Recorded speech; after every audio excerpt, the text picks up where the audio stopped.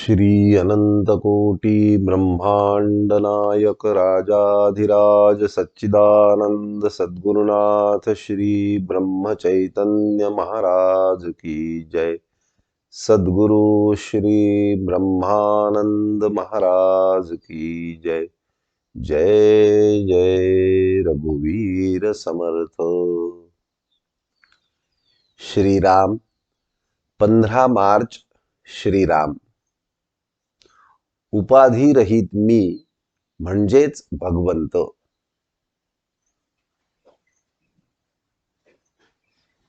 उपाधी म्हणजे काय? उपाधी म्हणजे आपल्या भारतीय तत्वज्ञानानुसार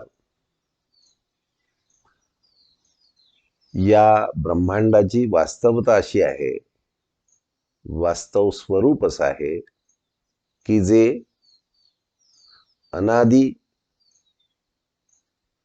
सर्वव्यापी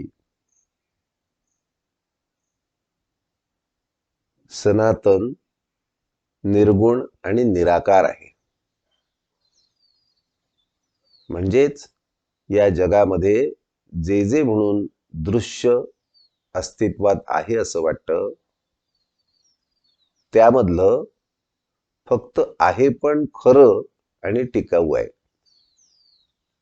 बाकी त्याचं रूप मात्र हे टिकाऊ नाही।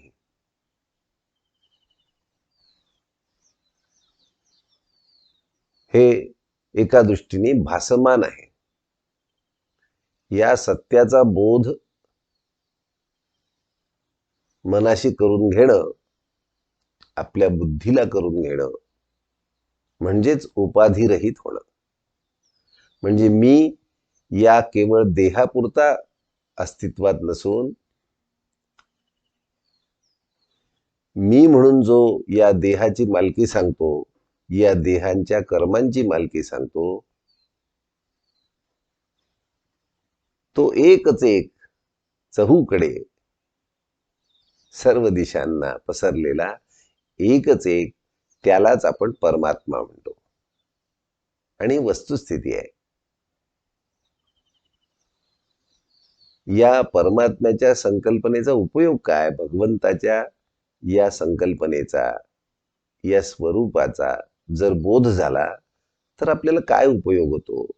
हा स्वाभाविक प्रश्न आपल्याला पडतो। कोणतीही गोष्ट करत असताना, स्वीकारत असताना आपल्याला हा प्रश्न नक्की पडतो, याचा मला उपयोग काय? तसं भगवंताचा मला उपयोग काय? भगवंत म्हणजे हे केवळ या जगाच्या एकमेव सत्याला दिलेलं नाव आहे। सत्य ज्याच्या चित्तामध्ये ठसलं, ज्याला सत्य कळलं,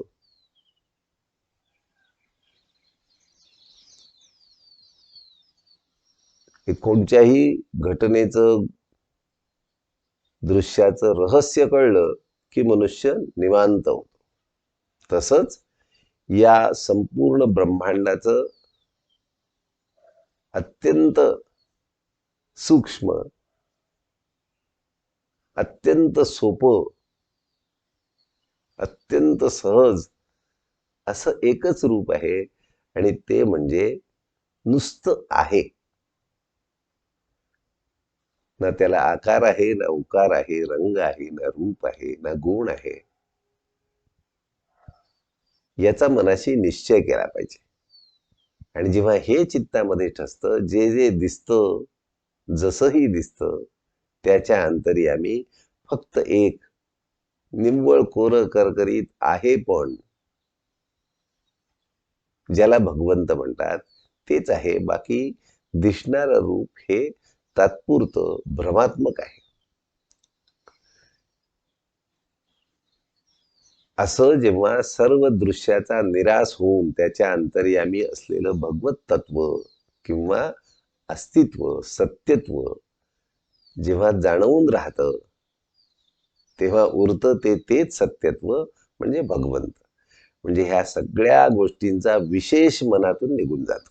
अगदी व्यावहारिक भाषेत सांगायचं झालं तर मला दृश्याबद्दल जो विशेष वाटतो, चांगलं वाईट असं वाटतं, हवं नको असं वाटतं, त्यामुळे तुलना होते. पण जेव्हा लक्षात येतं की सगळं इथून तिथपर्यंत ज्याला मी चांगलं म्हणतो तेही तेच आहे, वाईट म्हणतो तेही तेच आहे, श्रेष्ठ म्हणतो तेही तेच आहे, कनिष्ठ म्हणतो तेही तेच आहे, असा चित्तामधला भेद जेव्हा नाहीसा होतो, तेव्हा सगळ्या उपाधी, उपाधी म्हणजे भगवंतावर भासणारे सर्व भास, भगवंतावर जाणवणारी सगळी रूप, रंग, ढंग, सगळं जे काही विविधतेने जाणवतं, आणि मग त्यामुळे चित्तामध्ये भेद निर्माण होतो, बुद्धीमध्ये भेद निर्माण होतो. आपलं तुपलं, चांगलं वाईट, योग्य अयोग्य अशा अनेक भेदांनी आपली चित्तवृत्ती गोंधळून गेलेली असते, आयुष्यभर गोंधळातच राहते. म्हणून त्या सगळ्याचा निराश झाला, पण त्या सगळ्याचा निराश म्हणजे खूप आपल्याला कठीण काम वाटतं, कारण किती विविधता आहे जगामध्ये, आपल्या कल्पनेमध्ये त्या विविधतेची अनेक रूप सतत येत राहतात, आणि त्यामुळे आपल्या बुद्धीवर नकळत सतत ताण राहतो. आणि कारण त्याच्यामध्ये सगळं काही तात्पुरतं असल्यामुळे, कशाचीच शाश्वती निश्चितता नसल्यामुळे, त्यात टिकाऊपण नसल्यामुळे, जे आहे ते टिकेल की नाही याबद्दलचा एक ताण मनावर सतत असतो. म्हणून उपाधी सहित आपण असतो तो वेळपर्यंत आपल्याला ताण सहन करावा लागतो जीवनामध्ये. सुख येतं तेही तात्पुरतं, दुःख येतं तेही तात्पुरतं, पण या सुख दुःखाच्या हेलकाव्यांमध्ये मनुष्य सतत अस्थिर राहतो बुद्धीने, आणि ताण सहन करत राहतो, ज्याची आवश्यकता अजिबात नाही.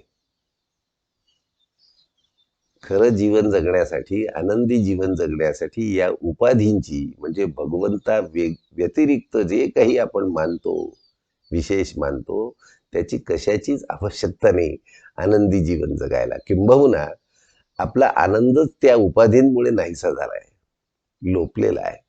जो स्वयंभू आनंद आपल्याकडे आहे तो या उपाधीमुळे नाहीसा झालाय. म्हणून उपाधिरहित मी झालो म्हणजे या सगळ्या उपाधींमध्ये मला प्रत्यक्ष साक्षात निर्गुण निराकार भगवंत जाणवायला लागला की माझं काम झालं. मी आनंदरूप म्हणून जीवन जगू शकतो, कारण तो आनंद स्वयंभू माझ्याकडे आहेच.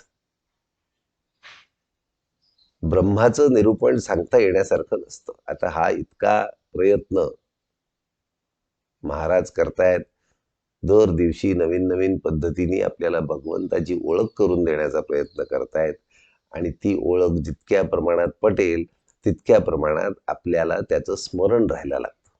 स्मरण राहायला लागलं की आपण उपाधीपासून वेगळे व्हायला लागतो, उपाधीचा प्रभाव आपल्या बुद्धीवर पडत नाही. म्हणून ब्रह्माचं निरूपण सांगता येण्यासारखं नसतं. साखर खाल्ल्याशिवाय तिची गोडी कळत नाही. काही मर्यादेपर्यंत शब्दांनी सांगता येतं, हे आपल्यालाही कळतं. खोट्यावरून खऱ्याची परीक्षा करता येते. खोटं काय आहे हे कळलं की खऱ्याची परीक्षा आपोआप होते. तशी माया ज्याला कळली त्याला ब्रह्म कळले म्हणून समजावे. माया कळली म्हणजे काय? माया म्हणजे भ्रम, जे जसं नाही तसं वाटणं म्हणजे माया. म्हणजे काय? हे दृश्यातले विविध प्रकार, आकार, रंग, रूप हे आपल्याला विविधतेने जाणवणे, त्यातला एकच एक असलेला, सत्य असलेला, आधारभूत असलेला तो परमात्मा भगवंत म्हणजे ते सत्य तत्व न जाणवणे, वास्तव न जाणवणे, म्हणजे आपण मायेच्या अधीन असण्यासारखं आहे. हे सगळं मायारूप आहे, तात्पुरतं आहे, भ्रामक आहे, असं जेव्हा खात्री होते, तेव्हा जे राहतं चित्तवृत्तीमध्ये ती ब्रह्ममय भगवतमय झालेली वृत्ती असते. ब्रह्म आपोआपच समजतं. हे सगळं ते ब्रह्मरूपच आहे. भक्त प्रल्हादाची आठवण याच्यात करावी. त्यांनी ज्या निष्ठेने सांगितलं की मला सगळीकडे ह्या खांबामध्ये सुद्धा मला दिसतोय परमात्मा, आणि दिसतोय काय होतो आहेच ना, त्याला तुम्ही आम्ही वेगळं सर्टिफिकेट देण्याची गरज नाही. पण होतंय काय, मी मायेच्याच अधीन इतका होतो, सगळ्यांना वेगवेगळं खरं मानत बसतो आणि त्याचा विशेष मानायला लागतो. म्हणजे मी उपाधीच्या अधीन होतो, मायेच्या अधीन होतो. इतकं अधीन झाल्यावर मी ओळखायचं कसं तिला, त्या मायेला? सत्यावर छाया पडली तीच माया झाली. वस्तू आहे तशी न दिसता विपरीत दिसणे म्हणजे माया. तेव्हा मायेच्या तावडीत सापडल्यावर सत्य आणि परमात्म स्वरूप असणारे ब्रह्म जाणणे कसे शक्य होणार? त्यामुळे पहिला तर सपाटा म्हणून संतांचा भर कशावर असतो? नामस्मरण चालू ठेव. कारण या दृश्यामध्ये असणाऱ्या विविधतेचा आपल्या बुद्धीने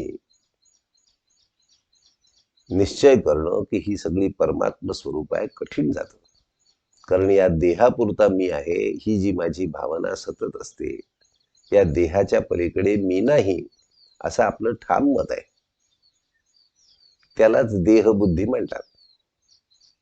आणि वास्तव असं आहे की या देह याच्या पलीकडे अलीकडे असणारं सगळं मागे पुढे वर खाली सगळं परब्रह्म आहे. नुसतं एकच एक पसरलेलं आहे, फक्त विविध रूपांमध्ये भासतंय. अशी जोपर्यंत खात्री होत नाही तोपर्यंत आपण देहबुद्धीच्या म्हणजे या देहापुरता मी आहे या असत्याच्या प्रभावाखाली असतो.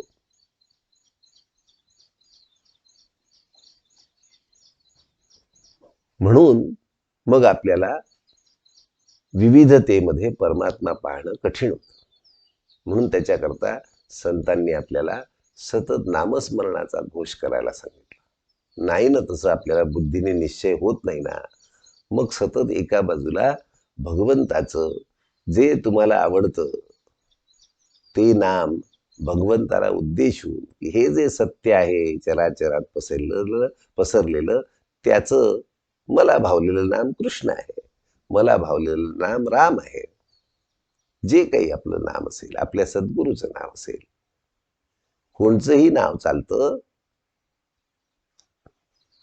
ते सतत घोकत राहणं की जेणेकरून बुद्धीला पुनस्मरण रिमाइंडर दिला जात राहील सतत की हे पाहतोयस ते सगळं हे आहे बरं. तुला वाटत असेल की अमुक अमुक आहे, ते तमुक तमुक आहे, हे चांगलं आहे, ते वाईट आहे, नाही नाही, पण हे सगळं आहे ते एकच आहे बरं, तेच माझा भगवंत आहे तो. अशा भूमिकेत पाहायची सवय करायची, नामस्मरणाचा सतत पाठपुरावा करून. म्हणजे मग माझा या मायेपासून बचाव होतो, मायेपासून माझी सुटका होऊ शकते.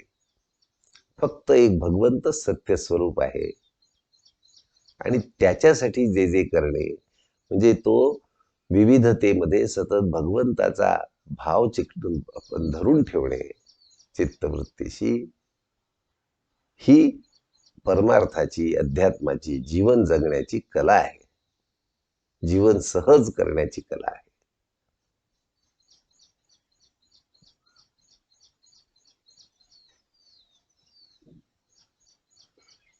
म्हणजे मी देवाचा आहे हे कळणे, मी या देहाचा नसून मी देवाचा आहे, जो एकच एक परमात्मा एकच एक तत्व पूर्ण ब्रह्मांडभर व्यापून आहे, ज्याच्याशिवाय अन्य काहीही अस्तित्व नाही,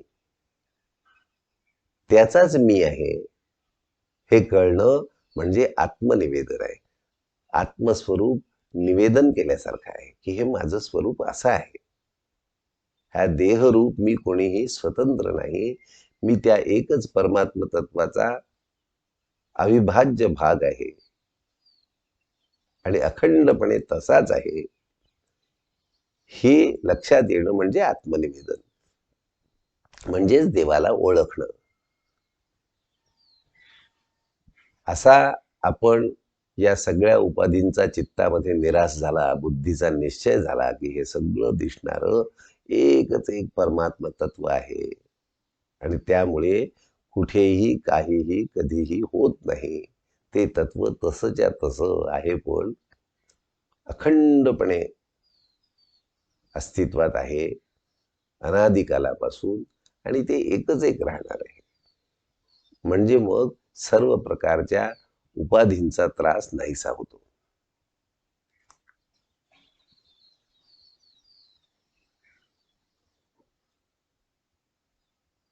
तुर्यावस्थेचं महाराजांनी वर्णन केलंय. जेव्हा आपण किनाऱ्यावरून पाण्याकडे जातो तेव्हा एक अशी रेष येते की ज्याच्या अलीकडे वाळू पलीकडे पाणी असतं. म्हणजे परमात्म्याची संकल्पना, परमात्म्याचं स्वरूप निश्चित होता होता, म्हणजेच या आनंदरूप सागराकडे जाता जाता अशी स्थिती येते. एका बाजूला अतिशय क्षीण झालेली देहबुद्धी, देहाच्या आधाराने आपण विचार करतो ना, म्हणून तितक्या पुरती फक्त देहबुद्धी, आणि पलीकडे नुसता आनंदाचा सागर, अशी अवस्था चित्ताची बुद्धीची होते. त्याला तुर्यावस्था म्हणतात. म्हणून विचारे, पण आपली प्रगती अशी होत जाते आणि तशीही प्रत्येक जण याच आनंदाची आस धरून असतो. त्याला टिकाऊ आनंदच हवा असतो, म्हणून प्रत्येक जण जायचा प्रयत्न करतोय त्या आनंद सागराकडेच. निर्गुण परमात्मा, चराचर व्यापी एकमेव असलेला परमात्मा आणि ही दिसणारी सृष्टी यांना जोडणारं काही असेल तर ती नाम आहे. त्याचं अगदी आदी स्वरूप म्हणजे ओंकार, ही या दोनना जोडणारी साखळी आहे. म्हणून एका नावाचा ध्यास धरून सतत प्रत्येक दृश्यावर त्याचा आरोप करणं, याचं नाव अनुसंधान. भगवंताचं नाव वापरून या देहाच्या साहाय्याने त्याची आठवण, स्मरण, ध्यास सतत करून प्रत्येक दृश्यावर त्याचा आरोप करणं, प्रत्येक दृश्यामध्ये तो काठोकाठ भरलेला आहे, त्याच्याशिवाय दुसरं काही दृश्याचं अस्तित्व नाही, इथपर्यंत त्याचा निश्चय करणं, यांनी जडाचा, जड वस्तूचा, दृश्याचा निराश होत जातो.